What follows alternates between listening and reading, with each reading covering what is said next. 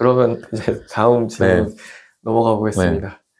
일단 제가 재능 기부로 이웃분들에게 네. AI에 대해서 알려드렸는데 그분 중에서 한 분이 본인 아들이 엄마 AI가 영어를 더 잘하는데 제가 왜 영어 공부해야 됩니까? 이렇게 얘기를 했다고 하시면서 말문이 막히셨다는데 앞으로는 사실 교육자분들, 학부모분들이 이 질문을 굉장히 많이 맞닥뜨리실 것 같아요.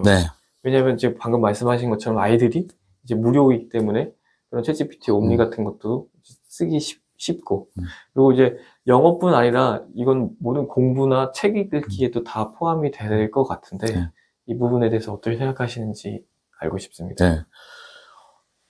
정말 여기에 대해서는 할 말이 많고요. 네. 네. 그러니까 특히 이제 번역의 경우, 번역이 좋은 예예요, 진짜.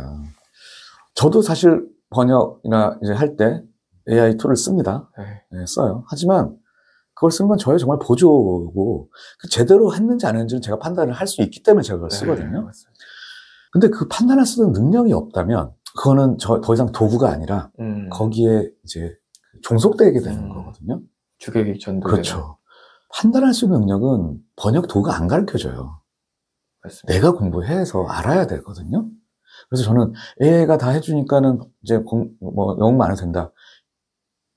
저의 생각일 수도 있지만, 많은 사람들은 사실 그렇게 생각을 하고, 특히 언어에 대해서, 부족하신 분들이 이제는 나도 할 수 있어라고 하는데 분명히 좋죠. 여행을 가서 대화를 한다든지 분명히 가능해요. 그거는. 기쁜 대화가 아니기 때문에. 하지만 공부를 하고, 연구를 하고, 논문을 읽고, 책을 보고, 어떤 비즈니스를 하고, 할 때 AI 번역 툴로 옆에서 앱을 한다? 굉장히 생각하기 싫은 상황이거든요. 그래서 저는, 얘기가 서론이 좀 길어졌는데, AI가 툴이 발달할수록 우리는 더 공부를 해야 된다고 생각합니다. 당연히. 더 해야 돼요. 근데 AI를 활용해서 더 우리는 효율적으로 할 수 있는 거죠. 네.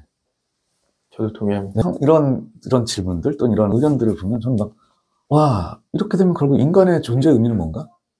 라는 그런 회의까지 들 정도로, 저는 이제 학교에서 또 강의를 하고, 시험을 치르잖아요. 이제 그 과목에 따라서, 어떤 시험은 제가 이제 아예 이제 오픈 분야 아니라 오픈 인터넷으로 다 검색도 하고, 다 이제 하고 해라. 당연히 챗 GPT를 쓰겠죠? 그죠? 근데 제가 그래서 하면서 모든 걸 활용하지만 그거를 자신의 것으로 좀 만들어서 제출해달라. 라고 하는데, 많은 학생들이 그냥 돼요. 저도 그걸 보면 압니다. 아시죠? 네, 보면 알아요. 이게 내가 이해하고 자반을 작성했는지 아니면 그냥 챗GPT 물어서 나온 거 했는지 이게 알아요. 그런 사실 그게 결국 성의의 문제일 수도 있거든요. 근데 점점 너무 쉬워져 버리는 거예요. 그 학생들, 그거 내가 볼 땐 반은 그거 이해 못하고 쓴 거예요. 무슨 말인지. 그게 무슨 의미가 있냐는 거죠. 맞아요. 방금 말씀하신 것처럼 진짜 정말 교육뿐 아니라 여러 방면으로 우리에게 AI가 큰 영향을 미치고 있는데 다른 교수님들도 그 얘기 하시더라고요. 이제는 챗GPT 쓰라고 하고 기준을 좀 높여서 이제 채점을 하신다는데 맞아요. 그런 것도 다 지금 알게 모르게 우리 삶에 영향을 미치고 있는 것 같습니다. 맞아요. 저는 한 과목은 아예 클로즈드 북으로 봅니다. 그냥 종이에다가 연필로 펜으로 적게 해요. 아무것도 차단시키고. 그건 어렵다고 할 수도 있겠네요. 당연히 어려워하죠. 근데 미리 계속 그렇게 한다고 이제 미리 마음의 준비를 시키니까 그렇게 대비를 하는 거죠. 그게 본인이 직접 쓰는 것과, 그러니까 사실은 쓰지 않고 컴퓨터로 작성하게 해도 되거든요. 근데 문제는 컴퓨터는 온라인을 차단을 할 수가 없기 때문에 제가 쓰는 건 사실 저도 이렇게 펜으로 쓰라고 그러면 저도 불편해요. 당연히 이렇게 키보드를 써서 하는 게 좋은데 어쩔 수 없는 그런 제한 때문에 그걸로 쓰게 하는데, 사실 그걸 직접 본인이 써고 고민을 하고 해야지 이게 날 것이 되는 거라는 건 사실 그게 교육이고 그게 나의 배움인데, 그걸 다 이렇게 인터넷 사실 검색까지도 괜찮아. 검색하면서 내가 그걸 골라야 되잖아요. 그죠?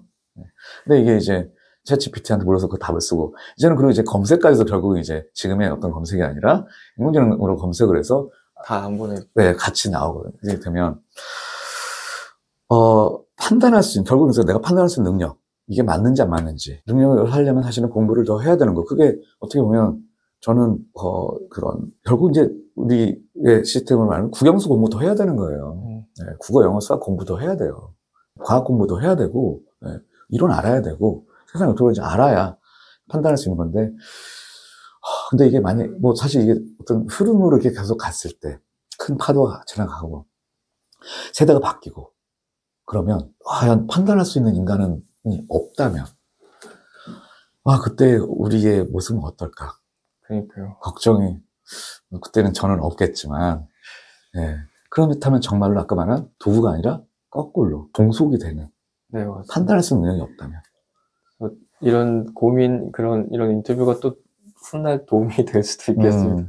근데 또 몰라요. 나중에 시간이 많이 지나서 다른 세대가 이 인터뷰를 이걸 본다면 뭐 저런 걱정을 하고 있었지? 라고 수도 있어요. 그럴 수도 있죠. 쓸데없는 걱정했던 그랬으면 좋겠습니다. 네, 맞아요. 근데 말씀해 주신 것처럼 이제 의존하는 경우가 크고 이제 지식이 있으면서 이걸 활용하면서 생산성을 높이는 게 가장 좋은 방법인데 이제 사실은 대부분은 그냥 AI를 쓰고 답을 내고 끝내는 경우가 안타깝지만 다수의 가능성이 크기 때문에 그런 부분이 이 영상을 보시는 뭐 교육자분들이나 부모님들이 잘 알고 계셔야 되는 부분인 것 같아요. 네. 그러니까 안 해도 돼요. 공부를 안 해도 어떤 답은 낼 수 있고 생활하는데 불편이 없을 수도 있을 거예요. 그런데 분명히 누군가는 공부를 하고 그거에 대해서 그걸 만들어낼 사람이 있을 거거든요. 근데 그 격차가 너무 차이가 많아요. 더 커지고 그렇다면 사실은 그건 개인의 선택인 거죠. 나는 그냥 어떻게 보면 결국 플랫폼 노동자가 돼버리는데 플랫폼 노동자 나의 개인의 삶의 선택이라면 말릴 수는 없겠죠. 하지만 사실 모든 사람이 더 잘 살고 싶고 내가 더 나아지고 싶은 게 본능이잖아요. 네, 맞아요. 그 본능이 있는 상태에서 그냥 지금의 편한 도구가 있으니까 나는 여기 만족을 해버리면 이 갭을 점점 더 느낄 것이고 그렇다면 결국 그 개인의 어떤 생활, 개인의 인생이 점점 더 불행해지는, 그러니까 행복이 더 느끼는 게 더 줄어들게 된다면 그런 걸 생각한다면 결론은 더 공부해야 된다. 저도 그렇게 생각합니다. 왜냐면 AI는 확률적인 제한을 하는 것뿐이기 때문에 내가 답을 알고 있으면 아까 말씀하신 대로 번역할 때도 이건 틀렸고 맞았고 빨리빨리 이렇게 생산성이 늘어났지만 아예 영어 자체를 모르는데 그렇게 잘 쓸 수 안 돼요. 자체가 없기 때문에 그래서 저도 AI 시대가 돼서 오히려 더 책 보게 되고 공부하게 되는 것 같은데 그렇게 생각을 해야만 아까 말씀하신 대로 이 AI를 활용해서 내 능력 발휘를 할 수 있는 그런 시대인 것 같아요. 뭐 사실 언어가 굉장히 좋은 예인데 AI까지 가지 않더라도 사실 우리는 많은 번역서를 보잖아요. 원문가 있고 번역된 걸 보는데 저는 이제 그 번역서를 볼 때 책을 볼 때 꼭 원문을 같이 구입을 해서 뭐 다른 언어는 모르고 이제 영어인데 그냥 아무 번역가의 의도가 들어갈 수밖에 없고요. 나쁜 의도가 아니라 그리고 오역이 될 수도 있는 거거든요. 그래서 보다가 사실 원문을 봐야 정확한 저자의 어떤 의도가 말하는 맥락을 파악하는데 당연히 도움이 되거든요. 근데 번역서를 보면 잘못 이해할 수 있는 부분들이 분명히 있어요. 그건 사실 인공지능까지 가지 않아도 돼요. 그래서 우리 소설도 그렇죠. 사실 원문과 번역서가 달라지는 경우가 있잖아요. 맞습니다. 그게 계속 가면 결국 원문은 없어진 채 우리는 그 번역에 있는 것만이 참이라고 생각을 하지만 진짜 참이 따로 있을 때 그 구분을 어떻게 할 것이냐. 맞습니다. 답이 자기 안에 있어야 된다는 말씀이신 건데 그죠? 그건 공부로 채울 수 있는 거고. 그래서 저는 인공지능이 대해주기 때문에 나 공부해야 된다는 정말 그런 생각 안 했으면 좋겠다고 정말. 아무튼 그렇게 하고 감사합니다.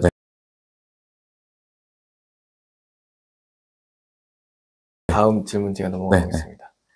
이제 AI 시대를 살아가는 교육자분들, 학부모님들께 해드리고 싶은 말씀이 혹시 있으실까요?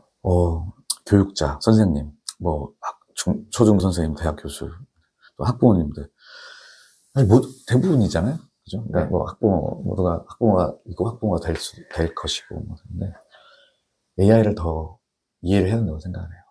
막연하게 인공지능이 좋다 또는 무조건 나쁘다라기보다는 사실 그 인공지능을 이해를 하는데 그 이해하는 사실 이해한다는 게 무슨 모두가 막 어떤 딥러닝의 원리를 알고 이런 게 아니라 툴을 직접 좀 사용을 해보고 이 툴이 내가 어떻게 이걸 더 교육에 활용할 수 있을지 이게 굉장히 필요하다고 생각을 해요. 근데 사실 교사들은 아마 지금 다급하죠.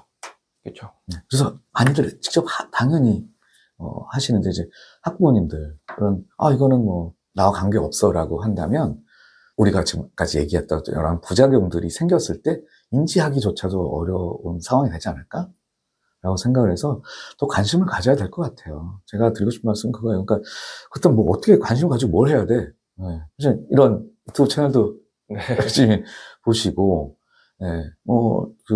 다양한 사실 미디어 요즘 AI 얘기가 굉장히 많은데 그게 남의 얘기가 아니라 나의 얘기라고 좀 느끼면서 그렇다고 무조건 거기다 더 위기? 걱정? 이런 게 아니라 이런 좋은 게 나왔는데 나는 이걸 어떻게 써볼까? 그런 게 필요할 것 같아요. 네. 사실은 저도 그렇고 일반적인 분들 대부분 이제 뉴스를 통해서 이런 수업생들 들으시는데 네. 어찌 보면 좀 자극적이고 맞아요. 뭐 이제 끝났다 뭐 맞아요. 인간의 뭐 직업은 이제 대부분 없어진다 그런 내용이다 보니까 뭔가 공부하기도 전에 이미 약간 겁부터 나는 그런 상황이어서 이렇게 전문가분들이 얘기해 주시면 좋은 것 같습니다. 되게 좋은 지적하셨는데 사실 미디어는 자극적일 수밖에 없잖아요. 네, 맞습니다. 미디어에서 일단 이렇게 헤드라인은 뭐 AI 때문에 뭐가 바뀐다, 뭐가 다 이렇게 하지만 사실 꼭 그렇지 않거든요. 우리 분명히 우리 생활에 이제 서서히 다가오고 서서히 변화를 주는 건데, 근데 아까 말씀하신 것처럼 서서히 바뀌지만 어느 순간에 보면 그게 돌아보면 큰 변화니까 서서히 바꾸는 거에 대한 제가 볼 때 그냥 관심이 제일 좋은 시작일 것 같아요. 그냥 그 정도면 사실은 충분할 것 같은데 이제 저도 그렇고 저도 이렇게 본격적으로 공부하기 전에는 겁이 나니까 오히려 이렇게 안 보게 되더라고요. 근데 이제 그렇게 겁을 내기보다는 조금 알면 알수록 조금 겁이 좀 사라지고 조금 더 이제 명확하게 현실을 볼 수 있게 되는 것 같아요. 관심을 가지다 보면 사실 이거는 제가 꼭 교육자 학부모들이 아니라 이제 21세기 AI 시대를 살아가는 시민 우리들한테 말이 관심을 가지고 좀 더 회의적인 사고가 필요할 것 같아요. 의심하는 거. 그게 뭐 좀 의심하는 게 나쁜 게 아니라 왜 나한테 이런 결과가 주어졌을까? 어떤 AI를 활용했을 때 답이 나오면 왜 나왔을까? 도대체 그러니까 답은 모르지만 어떤 데이터, 그러니까 AI란 결국은 인공지능이 우리가 데이터를 학습해서 그 모델이 만들어지고 그 모델이 어떻게 보면 미래를 예측하는 거잖아요. 답을 만들어내고. 그렇다면 내가 뭔가를 물었는데 이런 답이 나왔다. 그럼 이게 어떤 데이터로 만들어져 학습했을까라는 그냥 그런 의심, 궁금함, 호기심. 그리고 누가 만들었을까 이거를. 그렇죠. 누가 만드는지 굉장히 중요하거든요. 그렇죠. 누가 만들었? 어떤 회사가 했나? 그러한 약간 육하 원칙에 의거한 누가 무엇을 왜 어떻게 이런 거에 대한 관심을 가지고 한다면 그게 저는 이제 회의적인 사고가 다 필요하다고 생각을 해요. 사실 우리가 인공지능으로 만들어진 것들에 대한 우리가 사실 모두가 어떻게 보면 감시자는 너무 센 말인 것 같고 오디터, 감수하는 이런 생각을 가진다면 참여하는 그렇죠. 그렇다면 많은 대중이 그런 생각을 가지고 어떤 회의적인 여론이라든지 분위기가 되면 사실 그걸 만드는 사람들은 더 고민을 할 수밖에 없거든요. 그렇죠. 상황을 이제 살펴야 되죠. 그렇죠. 근데 우리가 무관심하고 감시 또는 감수를 안 하면 마음대로 해버릴 거거든요. 그래서 우리는 그냥 돈만 내는 사람이 되는 거예요. 그래서 우리는 사실 사용자가 아니라 참여자가 돼야 되는 거죠. 결국은 이게 뭐 인공지능 추상적으로 얘기하지만 사실은 어느 기업이 만드는 거예요. 결국은 기업. 자본주의 사회에서 어떤 기업이 만들어내고 있어요. 국가가 만드는 거 아니에요, 지금. 무슨 사회단체가 만드는 거 아니에요. 그렇다면 그 기업이 이걸 왜 만들까? 영리적. 그렇죠. 여러 가지, 좋은, 나쁜 게 있겠죠. 그래서 인공지능을 그냥 막연하게 인공지능 무슨 하늘에서 떨어진 이런 게 아니고 그것도 어느 기업이, 영리 기업이 만들고 있는 거거든요. 그래서 우리는 아주 적극적인 소비자가 돼야 되는 거죠. 감시하는 소비자. 좋은 말씀이신 것 같아요. 너무 크고 너무 두렵게 생각하는 것보다는 정확하게 보고 살펴보고 함께 감수하고 맞아요. 참여하는 태도 자체가 우리한테도 좋을 것 같아요. 우리 왜냐면 늘 변화가 너무 크니까. 그렇죠. 늘 리뷰하잖아요. 우리 서비스 받으면. 인공지능도 그렇게 해야죠. 그러니까 그런 정도로 마음을 먹고 관심을 갖는 거 그게 중요할 것 같습니다. 감사합니다. 이제 마지막 질문 하겠습니다. 교육자 교수님으로서 AI 시대에 어떤 가치를 가장 중요하게 생각하시는지가 궁금합니다. 네. 가치에 얘는 어떤 것들이 있을까요? 제가 왜 이 질문을 넣었냐면요. 네. 이제 다른 교수님들도 만나 뵙고 저 역시도 이제 AI 시대가 되니까 오히려 철학, 그러니까 가치의 중요성이 더 대두되고 그게 이제 AI와 우리를 이제 차별화할 수 있는 부분이다라는 생각이 들더라고요. 그래서 저도 이런 채널 만들고 이런 영상을 만드는 건 이제 워낙 큰 변화가 생기니까 누군가에게 좀 도움이 됐으면 좋겠다라는 가치를 갖고 있는 거거든요. 네. 그래서 이제 제가 인터뷰하는 이런 대단하신 분들에게도 교육자이신 분들이니까 어떤 가치, 어떤 마음을 가지고 맞아요. 이제 AI 시대를 살아가시는지 좀 여쭙고 싶었습니다. 이것도 굉장히 넓은 질문이잖아요. 네, 굉장히 넓은 질문. 저는 사실 이제 인공지능, 특히 교육에 있어서는 아까 얘기한 것처럼 이제 인공지능이 상향 평준화를 만들어냈으면 좋겠어요. 그리고 그 격차를 줄이고. 평등에 가까운. 그쵸. 근데 상향. 네, 상향을 만드는데 AI가 잘 활용됐으면 좋겠고. 그리고 이제 그렇다면은, 그래서 이제 어떤 가치가 가장 필요할까? AI 시대에. 너무 상투적일 수도 있지만 저는 창의력 같아요. 늘 하는 얘기지만 AI는 도구잖아요. 도구를 도구로 활용을 해야지. 예. 도구를 도구로 활용하면은 사실 중요한 건 나의 창의력이잖아요. 네, 나의 창의력. 창의력이라는 게 뭔가 새로운 걸 막 만들어내고 한다기보다는 약간 늘 열린 사고, AI 시대에 더 중요하지 않을까? 더 중요하지 않을까? 네. 이제 객관식은 그냥 이제 쉬워졌어요. 맞아요. 네, 다 답이 나와 있어요. 맞아요. 그럼 이제 주관식이에요. 네. 그러니까 이게 사회가 이제 여태까지 객관식으로 저희 세대도 그렇고 그리고 이제 아이들도 그렇게 지금까지 살고 있는데 갑자기 이제 다른 교수님 말을 빌리자면 각자 도생의 시대가 되어버린 그렇기 때문에 창의력이라는 나침반이 있어야 될 것 같습니다. 정답이 너무 많아요. 이제. 너무 많아요. 다 정답이에요.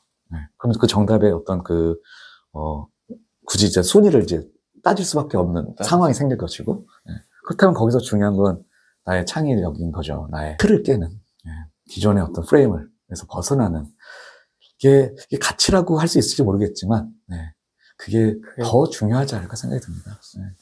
이제 AI가 너무 능력이 뛰어나기 때문에 어떤 사람은 그걸 그냥 쓰기만 하는 사람이 있지만 어떤 사람은 자기의 창의력, 사고력을 발전시켜서 그거를 생산성으로 쓰면 그 한 명이 할 수 있는 게 이전에 뭐 10명, 100명이서 하던 일을 이제 해버리는 그런 사회가 올 것 같습니다. 그렇죠. 그리고 그 틀에서 벗어나는 더 창의력을 기르기 위해서는 사실 저는 다시 말하자면 우리도 학습을 더 해야 돼요. 네.